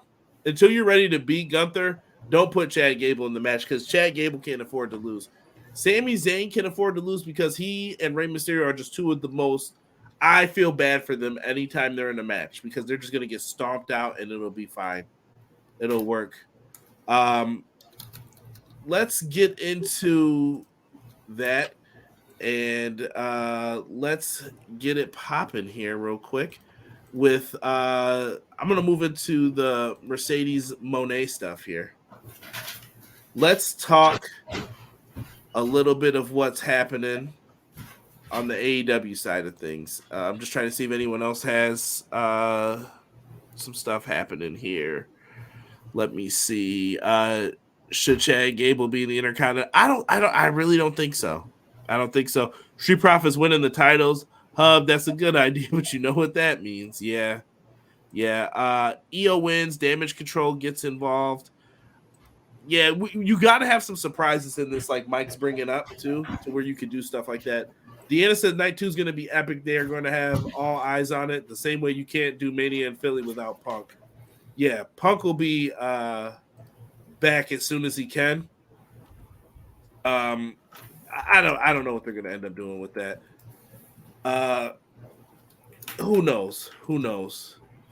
Do you see LWO at Mania? They should do some type of like big matchup here, and I think I can see like Dominic costing his dad the match, just to get that story going again. I think the Bloodline should win the tag match night 1 because making the title match, anything goes up. Roman's enemies show up to help Cody. Could do that. I think there's gonna be a lot of shenanigans with it. Lots of shenanigans. All right. Yeah, I mean, no question. I mean, look, LWO has to be on the show, but have they already lost a qualifying match already? I don't remember who was in it. See, this shows you how much I'm paying attention to these shows. Okay. I know that I think it was Pete Dunne and Tyler Bate have went on, but they're not in the finals yet. But I feel like they're going to be one of the teams. What tag teams are you putting in this, bro? Street Profits. So you got the tag champs, Street Profits. I would go Truth and Miz. I would DIY. Go DIY. And it's kind of like a toss-up from there. The Viking Raiders are not ready. I think you go with that Catch Republic, the Tyler Bate, Pete Dunne tag. I wouldn't. I'd go with Santos Group, and I'd go with the LWO. AOP? No. I don't even believe in those guys. No. Here's why I say this though, Sean. Yeah. You got to have big dudes for like the post, like when Mark Henry used to like. Why was Mark Henry in Money in the Bank ladder matches? It's to make cooler spots happen where he can hold the ladder and Kofi Kingston's going to run up. Okay. That's what they would be used for essentially in it. Well, in that case, you made me a believer. That would give them a spot in the match. I agree. And they could continue their feud with the Street Profits to where like the Street Profits stole it from them, and you can keep that going. Well, speaking of AOP, is Cross going to make it on the show? I don't know. What they're like. I said, there's a lot of people. But see, that's where they could have added. Cross could have been a part of an Intercontinental ladder match. Yeah, you could have, bro. I'm with you. You could have did something with the mid cards. I think WWE is going to get the other 4 winners and a last chance battle royal or something else gets called. Okay, that makes sense, BJ. Makes sense. Do we feel like there's going to be any WrestleMania implications for tonight on Raw? I'm sure they're going to have to do some tournament matches to get a team in. Okay. And Raw is going to be kicking off in 30 minutes here, so make sure if you guys are hyped for WrestleMania that you go and check that out. Appreciate everyone who is joining us live. Our numbers are higher than usual tonight, so much love, appreciate it. I'm feeling you. Big point by Deanna and Eazy-E that, and I forgot about it. The Andre Battle Royal is probably going to be in the mix. Did they do one last year? I think they did it on SmackDown. Okay. Yeah, and I think that's where they're doing Lashley and Cross is going to be like the big main event on SmackDown, which I think that's smart to do it like that. Yeah, but Lashley deserves to be. That's 2 years in a row, bro. Oh my God. For a dude who did nothing wrong. Nothing wrong. Let's get into Mercedes Moné. We're going to probably get you guys out of here on time for once tonight. Let's talk Mercedes Moné, Sean. How did you feel about the debut? We know how you feel about the song, but what did you think of her coming out? Like, was this a big deal? I know everybody's looking at the ratings. I hate this ratings talk like we work for them and we're getting paid from this. I don't care. Right. It's not the same back in the day when you got like a 6 and they were ready to cancel WCW. You know what they would do for a 6 today? Do you know these people would be like, "Where's the body? I'll move it." Like that's how crazy it is to get a 6. It's not the same ratings anymore, guys. I'm sorry to say those ratings don't mean as much, just so people are aware. But what did you think of it, though? Honestly, with the exception of the music, and the music being the only reason it's not a 10, I thought it was a 9.5 on a scale of 1 to 10. I thought that debut was excellent. Where does it rank for you? Oh, in AEW debuts, I think I told you it's a top 5 debut in AEW history. I would give the nod to Adam Cole, no particular order. I would give the nod to Adam Cole, Daniel Bryan, Obviously, Mox for being one of the big first ones, and Jericho. But well, not really Jericho. Jericho wasn't really a surprise debut. He was with them from the start. But yeah, Mercedes Moné debut was top tier in AEW history. Punk's my number one, but this one's probably top 3. I would say. Yeah. It was really well done. Moxley might be my second favorite though. I give Mox a nod because Mox was the first one. And I also want to talk about a quick poll that I did on my Twitter, but we'll get to that before we get off the air. But yeah, CM Punk, Jon Moxley, Adam Cole, Bryan Danielson, Mercedes Moné. Yeah, I guess if you count Jericho at that pep rally, or what was it? I'm sorry, I shouldn't say pep rally. What was it? Was like the All Elite rally where they were just it was a pep rally. It was at a football field, and there were cheerleaders, so it's a pep rally. Hey, listen. I don't even know if that was disrespectful or not, but I wasn't trying to do it like that. But yeah. You weren't being disrespectful. You called a rally that was in front of a football field with cheerleaders a pep rally. How's that wrong? Touche. Zima Ion. You guys are funny. Bobby Lashley won it last year. I forgot that he did win that. Yeah, he did have the trophy for a little bit. He won it on SmackDown. Yep. Someone said gimmick battle royal, please. I would love that if they actually did that. Pulled out some of the old names and put them on that SmackDown battle royal. Pharaoh is wearing a scarf saying The Rock is a cat. Oh, here we go. Getting back into this. Mercedes Moné is a big signing for them. The key is going to be how you treat Mercedes going into a lot of this. McKinney brings up a comment here that I wanted to pull up. He said, if TK doesn't get a big money deal from WBD, the money he spent won't come back until Wembley. I want AEW to succeed. They had all 3 new hires in the same show, and the ratings ended horribly. But this goes into what me and Sean have talked about every week. I don't understand what else you want them to do. There is nothing else they can do. This is some like TNA virtual like Cyclone stuff. What do you want them to do, y'all? Big Business was a good show. Nobody can tell me different. If you guys don't support AEW, here's what's gonna happen. I want you to go back to Raw in like 2005. It's gonna be we do whatever we want. I don't care what you think. Where are you gonna go? We don't need it to get to that level, is what I'm saying. It doesn't need to get to that level. You're talking right. Because everyone will be the first ones crying or sad. Because there's some people who they just don't mess with WWE. And I get it. Like, that's fine. Me and Sean watch it, but some people don't want to watch it. They want something else to feed their wrestling love. So you got to support. This can't be, I'm going on this site, click, scroll. Go support. Spend some money on a shirt. Do something to show them that you care about the product and show them who you care about. Don't just sit back and complain. Yeah. And I do think this. I think Tony Khan's contract, I predicted that they will be profitable this year, and I still stand on that. I think they're going to get a big deal because if Netflix is paying, how much did they give WWE? Was it $500 million? 500 what? For what? Netflix? For the Raw deal. That was what it was, right? $500 million? No, it was in the billions. That's $1 billion. No, per year, excuse me. 500 Oh, 500, yes, 500 million. So they're going to get that per year. What do you think Tony Khan's going to get? Even if he gets 250, that's a dub. Yeah, it's a win. That's a win. Oh, yeah. He's gonna get that. Like, he's gonna say, "Well, I'm the second biggest. So what are you gonna give me?" Exactly. Because he can say that he can say that the second biggest with a straight face. Yeah, and when they win, they win. It goes both ways. Let's see here. People are talking about Logan Paul. All right, so let's go back to this. Mercedes Moné being all elite, I think this is a big deal for them. She's been highlighted. She's been put up on the roster. She's there. Sean, what do you do so that you don't screw this up? Because we're in the midst of a tag team title tournament, and I saw a lot of people not happy with the brackets. First match of the tournament already had a bracket buster, though. I saw Tony Khan writing that on people's things, and they had tried to predict all the matches. They were like, this tournament's so easy to book, bro. It's going to be Young Bucks FTR. And immediately they had House of Black moving on, and the House of Black loses to the Infantry from Ring of Honor. Yeah, but like, you do realize why they're doing a tournament, right? Because they did the right thing. No, they're doing a tournament on to play off of the NCAA tournament. Absolutely. March Madness. And I think he, like I said, he listened to us. Like, dude, don't beat Sting in that last match. I know Sting wanted to lose. Sting was the only person they said that wanted to lose. And they were like, no. They did the right thing. They did the right thing. I wish someone would have did that at WrestleMania 30. But Woo-hoo! yeah. Wow. I'm just saying. Saying. That was another moment where I almost got jumped at a party where I was like, and it's up. I didn't think that was going to happen. I really didn't think that was going to happen. Top 5, Phil, Moné, Danielson, Deanna, and Mox. Love it.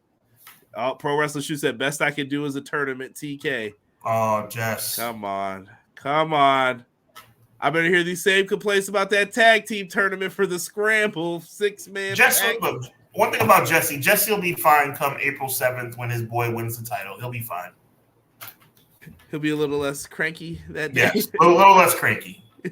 He hates tournaments, though. That's definitely in his gimmick. Sad news about Vikingo. Yes, I did see that he's vacating the championship for a knee injury. And it'll be Dolph Ziggler versus I'm not even going to mention his name on the 21st. Yo, Dolph is about to. Yeah, me neither. Dolph is going to clean up all the belts, bro. Dolph's going to have like 4 belts. He's out there. I think he should have did this like a decade ago, but he's out there. For sure.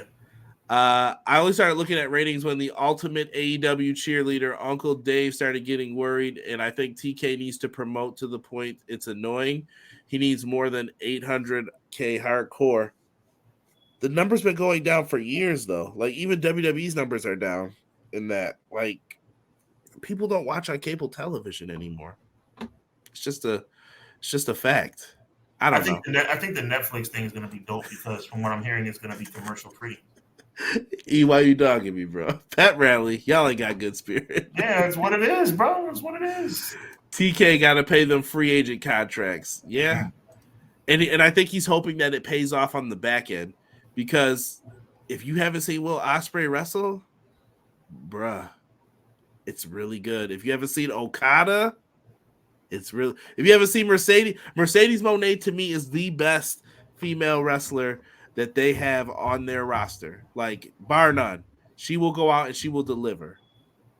They have good people. They have great wrestling. I don't know if you need. Some people said they need the matches promoted every week. Sean, if you have that roster, do you really need matches promoted every week?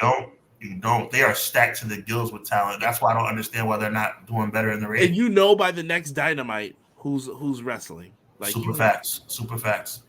I don't get it. E says TK handed it to the WWE with the free agents without the new TV deal. I'm dying. Raw had to go the internet like TNA on Real Player when Raven won the title. Chill. Wow, touche. Actually, Raw has not even announced where they're going to be in the incoming months between like that. What is it? October to December? What are they doing? Well, I mean, they'll figure it. They might sign a 3-month deal with somebody. Yeah. Let's see here. Dolph should have been getting all those belts. Should have happened years ago. I agree, Matt. I agree. Spirit Squad nowhere to be found at the pep rally. Work rate higher than HBK in 97. And she will get hurt 7 out of 10 times. I don't know why. Where's this whole thing that she's injury prone? Let's talk about bad booking for Mercedes Moné. She gets the belt 2 weeks later. We take it off of her. Ha ha. How many times was that funny? She cries a lot. I would cry too if you kept saying, "Can you put over Ronda Rousey for me? You're so great. Oh, I'm your macho man, huh?" Yeah, I would cry too if you made me lose to Charlotte in my hometown at a pay-per-view.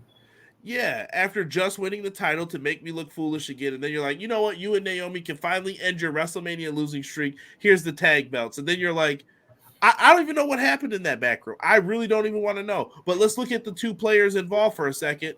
Gomez and Ace Crusher himself. Do you trust either of those 2 with all this stuff going on now? I'm not mad that they walked out. I'm ashamed of everyone else who said all the bad things about them. And I'm ashamed, and I'm going on the record as much as I like her. And I'm going to say I like her 3 times so you hear it. I like her. But I'm sad that Naomi went back. I'll give her that her family works there. Her husband's there. Maybe she wanted to be with him. I don't know. I hear you. I mean, I get the reasons, but... Easy E brings up Psychosis broke his right hip. He's got a GoFundMe link going around. Yes, prayers up to Psychosis, man. Definitely an underappreciated performer, I feel, overall. Get well soon. Jericho gave some dough. He usually does. That's one thing I will say for him. How sad would it be when Mercedes wins the AEW Women's Championship? She drops it on the first defense. They better not do it. They won't do her like that in AEW. That's a WWE thing. Only Ace I trust is Ace Steel. Chill. I actually think Mercedes Moné is not going to be in the world title mix in the beginning. I think she's going to be the TBS champion first. She should build it up. Yeah. And I think she could do some funky stuff and be the face of that brand. It just came out that she might be getting some movie deals as well because of this deal with Tony Khan. It allows her more flexibility. Maybe she doesn't want to be the world champ so that she can bounce. I can leave. I can go do this. Yeah. And also, by the way, I'll say it, take it a step further. I think Mercedes Moné should be the most dominant TBS champion since Jade Cargill. Yeah, BJ says, could you imagine if WWE landed on Max for those few months? I can't see them doing that now. Nah, I don't. That would be in bad faith. But I hear you because they're cutthroat like that. If you're USA, would you put them on though, Sean? Like, what? Who could they go to get this deal for temporary? CW. I mean, they can go anywhere. They can go back to Spike. They can go to. I'm just throwing out Spike because of the history. I mean, they could have it be exclusive on Peacock for 3 months. Yeah, they can even try to extend the deal to somewhere else. Yeah, I like I said, I think there's still a good relationship with NBC Universal that they'd be like, you guys want Raw for a couple more months, but we haven't heard anything yet. They'll figure it out. Quill says Trinity should have stayed in TNA. I just don't think TNA had the bread, and like I said, it's probably easier for her to be back with her husband in WWE. That's my guess. I don't know the situation.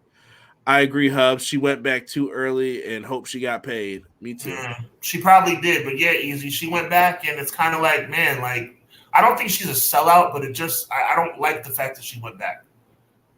Right? He just made me laugh with his comments. I see your Jay-Z lines in there. Trinity's going to be a lower mid-card women in WWE. I don't see them pushing her on top. Yeah, sadly. I don't know. Someone said Trinity's a jobber. I wouldn't go that far either. Deanna said on Peacock. I could see that. I can see that. Test run for a little bit. Mercedes built up the TBS title would be smart idea. Build up all the other women. I'm calling it all in Mercedes versus Willow. That would be good. Just funky, no sweet, no nasty, no gushy stuff. Hey.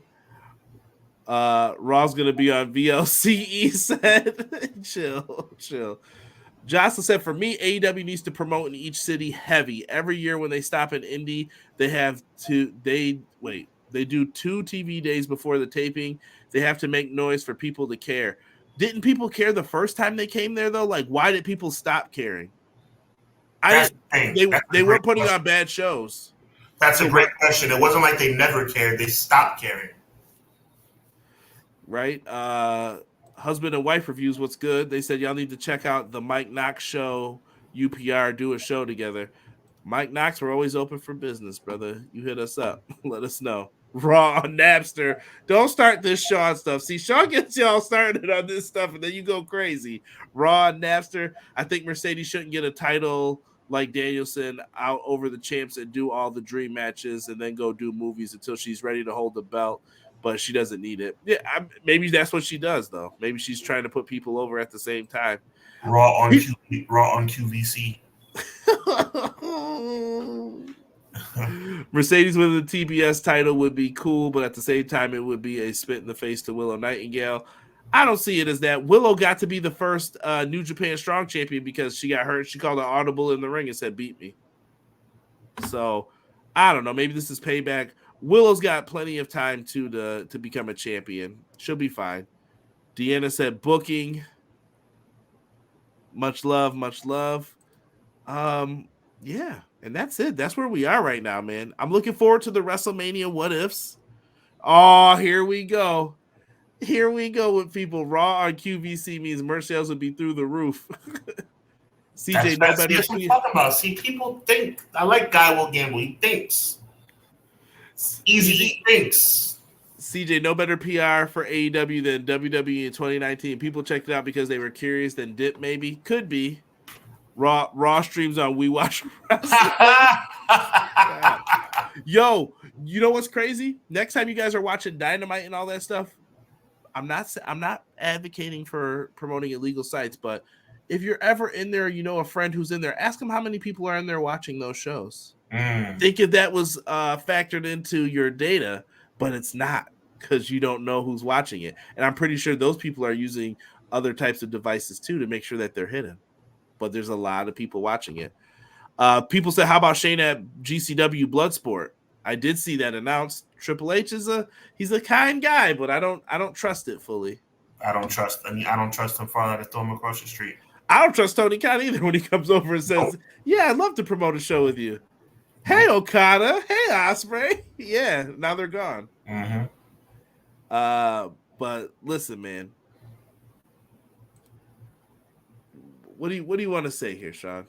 I think we're in the best time of the year for wrestling fans. That's what it's all about. And AEW is trying to keep up with WWE being in their Super Bowl season, right? So I think the Mercedes Moné signing is a great thing. I think we as fans need to support it more. I know I've been watching every week. I think fans need to show up and show out and realize that you have to remember the dark days of 2002 through 2000 whatever, when there was no competition and WWE was putting out crap products and Triple H was beating people left and right, and he was running down Booker T and running down Rob Van Dam and running down Kane and running down The Undertaker and running down everybody in their brother, running down Kurt Angle, running down Batista, running down Randy Orton. We don't want to see those days return, man. So support AEW. AEW is the #2 wrestling organization in this country. Support them so they can continue to thrive, so wrestling can continue to thrive. WWE has stepped their game up over the last 6 months because they've had to. Without AEW, that does not happen. Neither side needs a monopoly. That's all I'm saying. Because they'll take their foot off the gas, and that's not what we need. 100%. I mean, I'm really excited that WWE has proved me wrong. WWE has stepped up and made chicken salad out of chicken you know what. I'm surprised they have, because they've been chicken you know what for a long, long time. So they finally have put something together that made me start watching the show again. You guys know I boycotted WWE television for a long time. I've been watching for about 3 weeks now. Never thought it would happen. But I'm starting to watch again because they're starting to show that they give a crap again. But at the same time, things like Jey Uso still annoy me. Things like Roman Reigns still annoy me. Things like the way they're doing certain things with Cody still annoys me. So it's like I want to see them continue to get themselves together. The fact that they've let the Jets cool of LA Knight is annoying. You know, they still have some work to do. For sure. I think this is the perfect time to end this. We got you guys covered for your WrestleMania stuff. Subscribe, like, make sure on Thursday you guys are there the Thursday before WrestleMania. Be on Hubbard Wrestling Weekly. We will have a show. There's going to be some trivia. There's going to be some talking. We're going to deep dive into all the WrestleMania topics. It'll be like your special WrestleMania kickoff show. We got you guys covered for that, so make sure that you guys come on over. Wednesday, me and Derek, Dynamite, 10:10. If you're interested, be there. That's probably going to be the time we go live. I know that it's supposed to be a 3-hour show that night. I don't know what we're gonna do. Keep an eye out on the socials and the YouTube community page to see if we change our mind on anything. Yes, on Thursday, April 4th, Conrad will be there. Jesse from Pro Wrestling Shoot will be there. Crystal will be there, and a surprise guest, a very special surprise guest, will be there. I just want to give a shout out to everybody who participated on the Hubbard Wrestling Weekly Clash of the Podcast poll that was put up yesterday about who is the best wrestler in the world. We all know that I have deemed Will Ospreay the best wrestler alive today. And big shout out to Triller TV for participating in promoting this particular poll that I put up on Twitter. Make sure you follow me on Twitter at HubWW Weekly, and make sure you follow Conrad at EPW Show. That being said, Will Ospreay at a 50% clip was agreed to be, with 112 votes, a pretty big sample size. Will Ospreay was deemed to be the best wrestler in the world. There were 3 options, with the 4th being other. Will Ospreay was an option, Roman Reigns was an option, and Bryan Danielson was an option. Will Ospreay got 56% of the vote. Roman Reigns got 14% of the vote. Daniel Bryan got 21% of the vote, and then there was 8% who said other.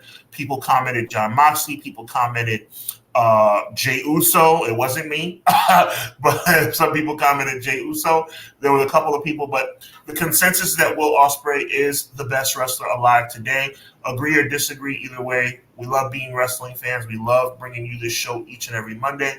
So make sure you tune in and be with us once again every Monday, 6:05 Eastern Standard Time, as we go down the road to WrestleMania and down the road to Dynasty as well. AEW has a big pay-per-view coming up. As Conrad said, make sure you check out EPW with Conrad and Derek as they review Wednesday night all the AEW happenings. We'll see you on my channel on April 4th. But before we get to April 4th, we'll see you right back here on Clash of the Podcast on the EPW channel. God bless. Be encouraged. Evil never prevails.